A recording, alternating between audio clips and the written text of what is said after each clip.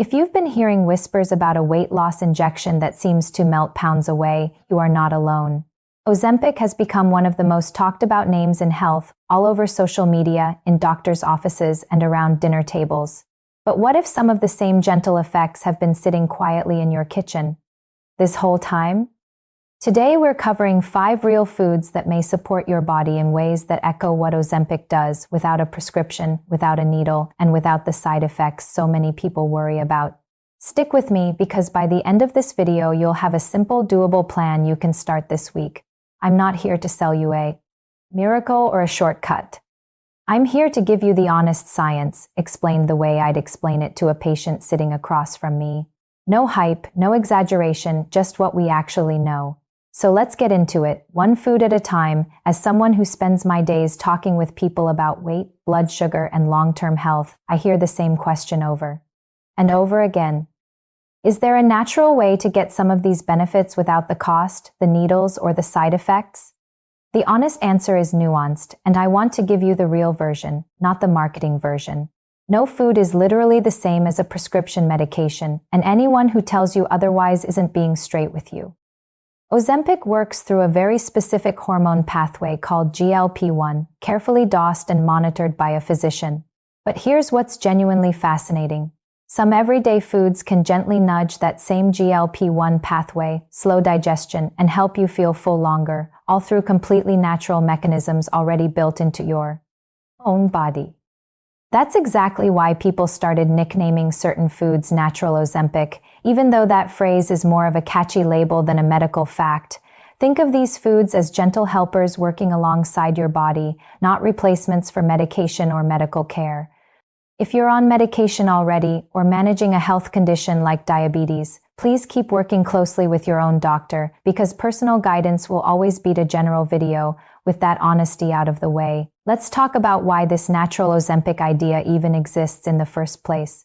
Ozempic's active ingredient mimics a hormone your gut already produces on its own, called GLP-1.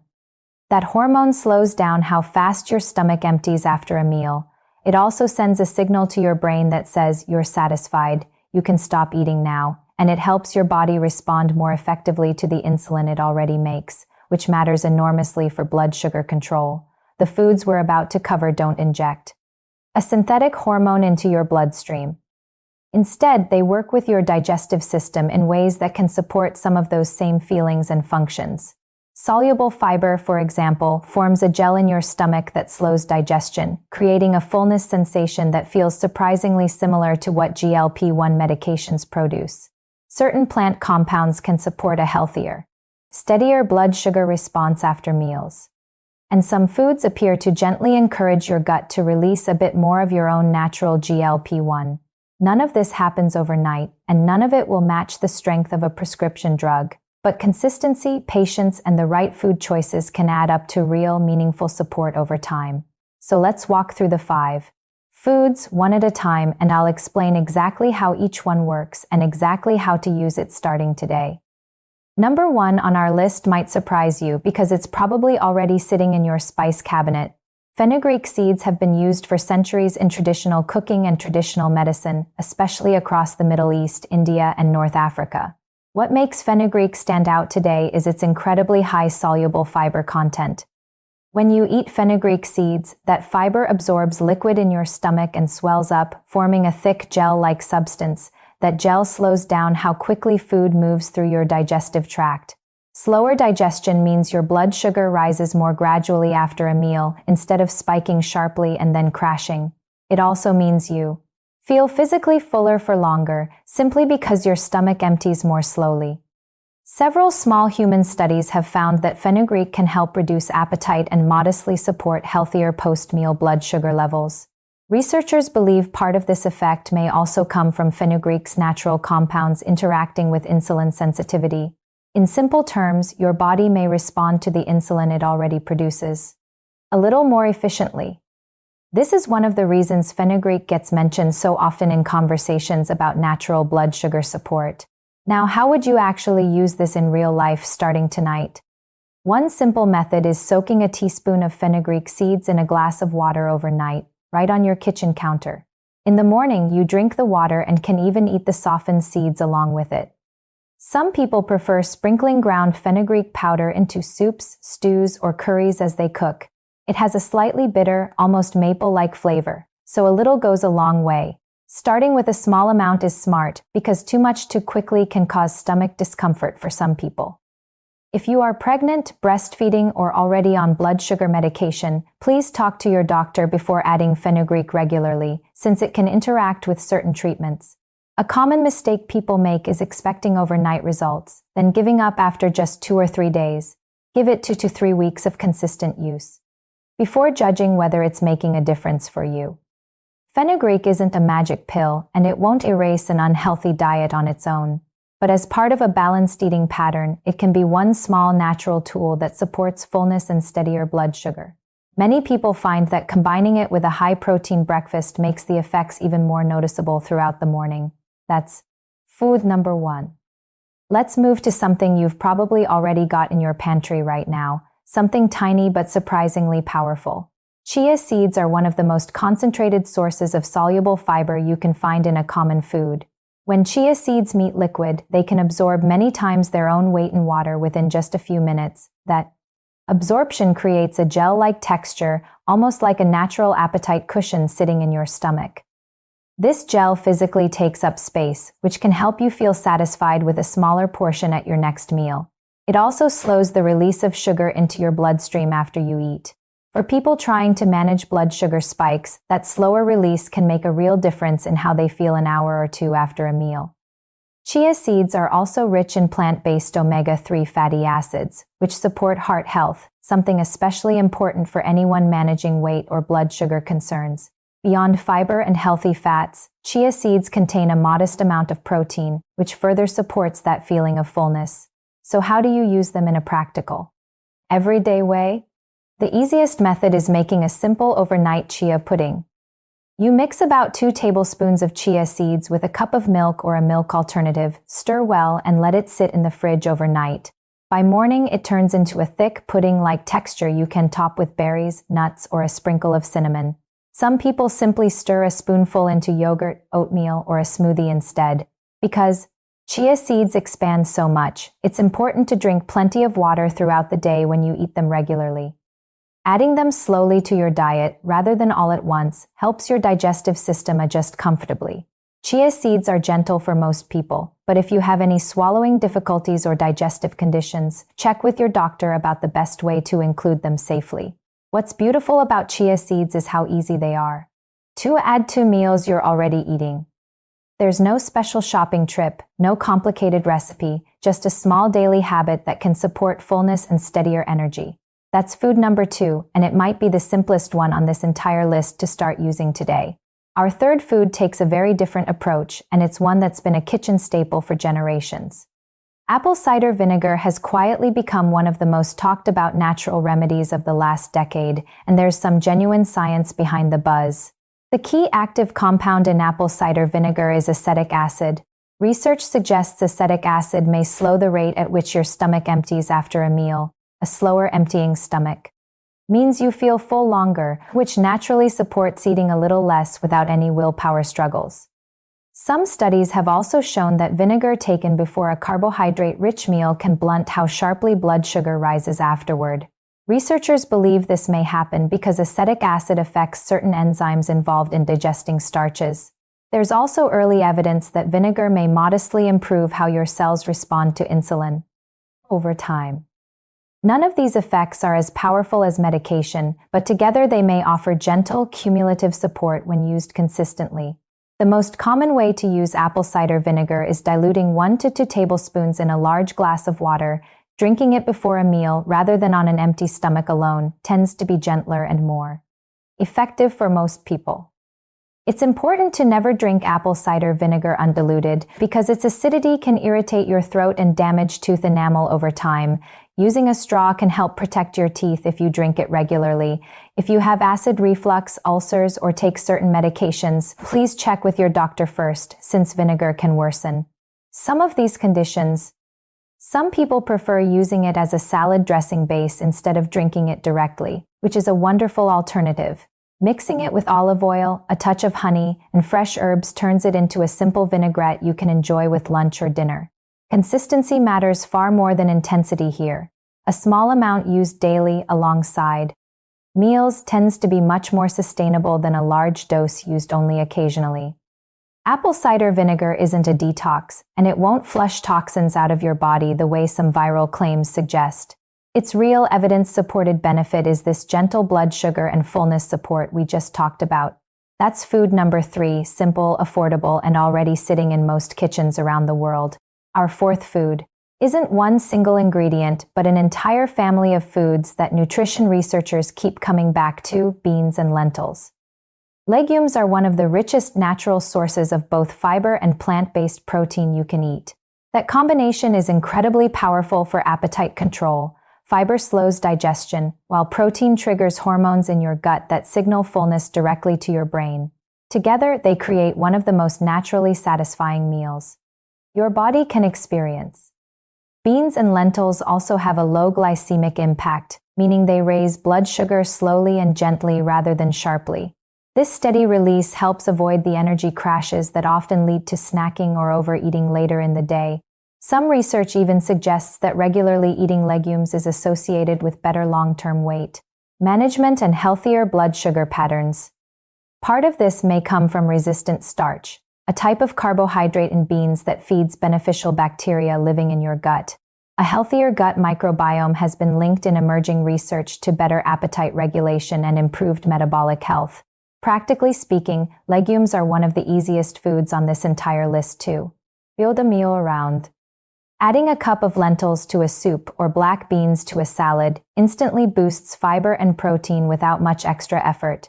Chickpeas blended into hummus make a satisfying, portable snack alongside fresh vegetables.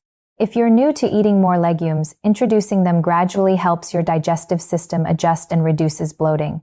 Rinsing beans thoroughly before eating them also helps with digestion and lowers their sodium content. Cooking dried beans with a piece of kombu seaweed or a bay leaf is an old trick some people use to make them easier to digest. Legumes are also incredibly budget-friendly, which makes this one of the most accessible options on our entire list. If you have kidney issues or are on blood-thinning medication, it's worth checking with your doctor about the right amount of legumes for your specific situation, since they're rich in certain nutrients that can matter for those conditions. For most people, though, legumes are simply a wholesome, filling, blood sugar-friendly food that deserves a regular place on the plate.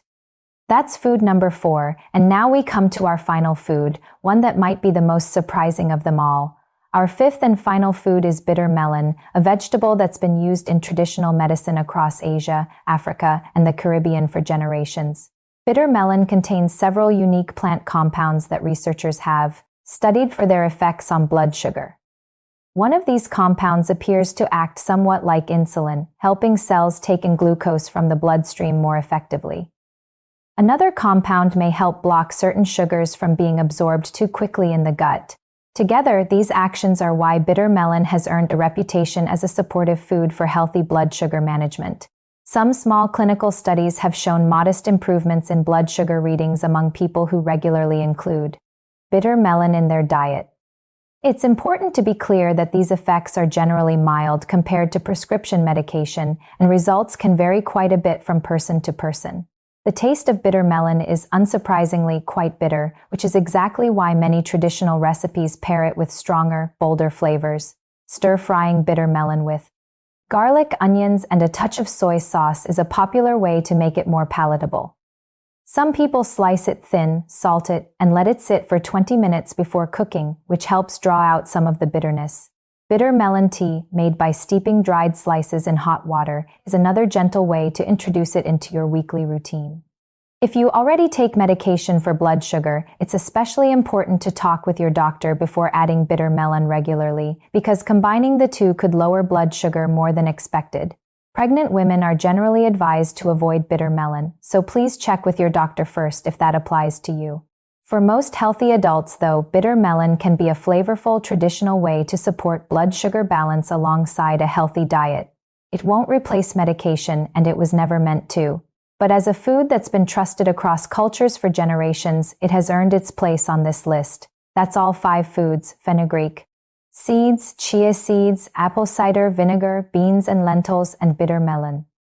Individually, each one offers a small, gentle nudge toward better blood sugar balance and more natural fullness. But here's the real secret nobody talks about enough. These foods work best not as isolated tricks, but as part of an overall pattern of eating. A plate built around fiber, protein, and colorful vegetables will always outperform any single superfood working alone. Think of these 5 foods as helpful teammates, not solo heroes. Adding fenugreek to your morning routine, chia seeds to your breakfast, a vinegar-based dressing to your lunch, lentils to your dinner, and bitter melon into your weekly rotation creates a full day of gentle, layered support. None of this requires perfection. Even adding just 1 or 2 of these foods consistently can make a noticeable difference over several weeks. Real change in the body tends to happen quietly, gradually, and steadily, not overnight and not through shortcuts. That's actually good news because it means you don't need anything extreme to start feeling better. You need consistency, patience, and a little bit of kindness toward yourself along the way. Let's talk for a moment about how you'll actually know it's working, because that question comes up a lot. You probably won't see a dramatic number on the scale overnight, and that's completely normal. What people often notice first is smaller, quieter changes, feeling satisfied after a normal-sized meal instead of hunting for something more an hour later, fewer sudden energy crashes in the middle of the afternoon. Cravings that feel a little less urgent and a little more manageable. These small shifts are often the earliest, most honest signs that something is genuinely working for your body. I also want to gently address a myth I hear constantly, the idea that natural automatically means safe in any amount. Even natural foods can interact with medications, affect existing health conditions, or cause discomfort if you overdo them. More is not always better, especially when it comes to fiber-rich foods like these. Adding too many high-fiber foods too quickly is actually one of the most common mistakes people make when trying to eat this way. It can lead to bloating, gas, or stomach discomfort that has nothing to do with the food being wrong for you. The fix is simple, just slow down and introduce 1 new food at a time. Give your body a week or 2 to adjust before adding the next one to your routine. Let's bust a few more myths while we're at it, because misinformation spreads faster than facts on this topic. Myth 1, these foods will give you the exact same percentage of weight loss as the medication. That's simply not supported by the evidence, and being told otherwise sets people up for disappointment. Myth 2, if a little bit helps, a lot must help even more. With fiber and acidic foods especially, more can mean more discomfort, not more benefit. Myth 3, you need to eat these foods perfectly every single day or they won't work at all. In reality, an 80% consistent habit will still produce real results over time. Myth 4, natural always means risk-free for everyone. As we've covered, certain medications and health conditions genuinely change the equation, which is why checking with your doctor matters. Myth 5, once you start, you'll never be hungry again.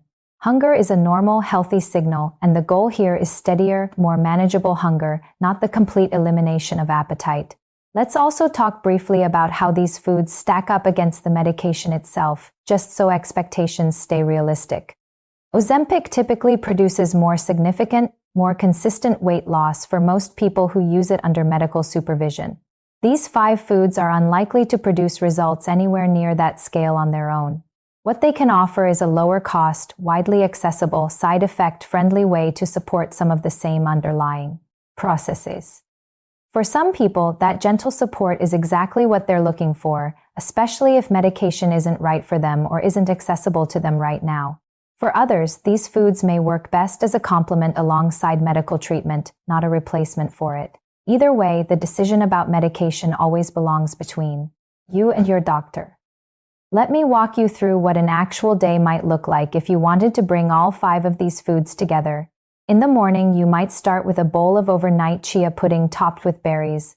Alongside it, a small glass of water with your soaked fenugreek seeds stirred in.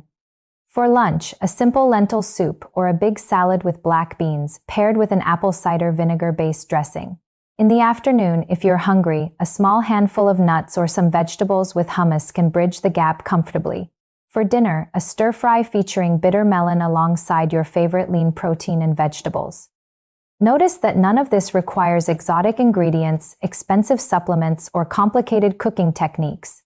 It's simply a thoughtful arrangement of foods that are already widely available and reasonably affordable. You could easily swap meals around based on your own taste, culture, and schedule, since the underlying principles matter more than the exact recipe. The goal was never to hand you a rigid meal plan, but to show you how naturally these 5 foods can fit into a normal day. I also want to gently remind you that weight and blood sugar are influenced by so many different factors, including sleep, stress, movement, and genetics. Food is a powerful piece of the puzzle, but it isn't the entire picture. Getting enough quality sleep, for example, has a surprisingly large effect on hunger hormones and cravings. Managing stress matters too, since chronic stress can raise blood sugar independently of anything you eat. Gentle, regular movement, even a simple daily walk, works beautifully alongside these foods to support your overall metabolism. None of this means you need to overhaul your entire life overnight. It simply means these 5 foods work best as part of a bigger, kinder picture of health. If you're dealing with a diagnosed health condition or you're considering stopping or changing any medication, please have that conversation with your own doctor first. This video is meant to inform and support you, not to replace personalized medical care from someone who actually knows your history. I say that not to scare you, but because I genuinely care about you making safe, informed choices. Let's do a quick, simple recap of everything we covered today. Fenugreek seeds offer concentrated soluble fiber that slows digestion and may support healthier blood sugar responses. Chia seeds form a gentle, filling gel in your stomach and provide heart-healthy fats alongside their fiber. Apple cider vinegar may slow stomach emptying and blunt post-meal blood sugar spikes when used consistently and safely diluted. Beans and lentils combine fiber and protein for one of the most naturally satisfying meals your body can experience, and bitter melon brings traditional plant-based compounds that may support your body's own blood sugar balancing systems. None of these foods are a replacement for medical treatment when medical treatment is genuinely needed. But used thoughtfully and consistently, they can be a gentle, natural part of supporting your weight and your blood sugar over time. My hope is that you leave here with a little more knowledge, a little more hope, and a few practical, doable steps you can start using today. You don't need to buy every single one of these foods this afternoon. Pick just one that feels realistic for your life right now and start there. Maybe that's soaking fenugreek seeds tonight or making a batch of chia pudding for tomorrow morning. Small, sustainable steps almost always outperform big, dramatic changes that fizzle out after a week. Real, lasting health is built quietly, one ordinary day at a time, not through a single dramatic transformation. If this video helped you understand these foods a little better, give it a thumbs up so more people asking the same questions can find it. Subscribe if you'd like more honest, science-based conversations about health, without the hype and without the miracle cures. Drop a comment and let me know which of these 5 foods you're most excited to try first. And if you found this helpful, share it with someone in your life who's been curious about natural Ozempic foods too. Thank you so much for spending this time with me today. Take care of yourself, be patient with your body, and I'll see you in the next video.